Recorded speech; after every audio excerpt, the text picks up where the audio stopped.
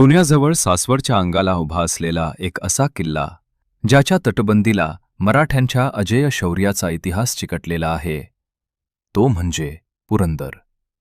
हा केवळ गड नाही तर दिल्लीच्या तख्ताला घाम फोडणाऱ्या जिद्दीचं जिवंत प्रतीक आहे. पुरंदर म्हटलं की डोळ्यांसमोर उभं राहतं ते 1665 सालचं महाभयंकर युद्ध, जेव्हा मिर्झा राजे जयसिंगाच्या अफाट मुघल सेनेने गडाला वेढा घातला होता. तेव्हा नरवीर मुरारबाजी देशपांडे आपल्या 700 मावळ्याशांसह वाघासारखे तुटून पडले. रक्ताच्या शेवटच्या थेंबापर्यंत लढताना त्यांनी मुघलांना ठणकावून सांगितलं होतं, जोवर आमची मुंडकी धरावर आहेत तोवर हा गड चुकणार नाही.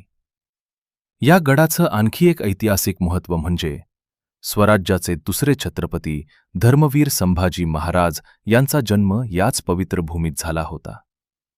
याच गडावर शिवरायांनी अनेक महत्त्वाचे राजकीय निर्णय घेतले आणि स्वराज्याचा पाया अधिक भक्कम केला.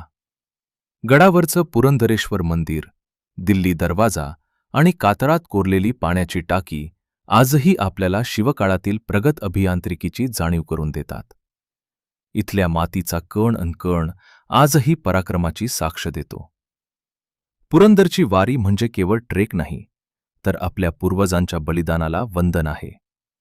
जर तुम्हाला या ऐतिहासिक पुरंदरची माहिती आवडली असेल तर व्हिडिओ लाईक करा आणि कमेंटमध्ये जय शिवराय आणि वीर मुरारबाजी की जय लिहायला विसरू नका.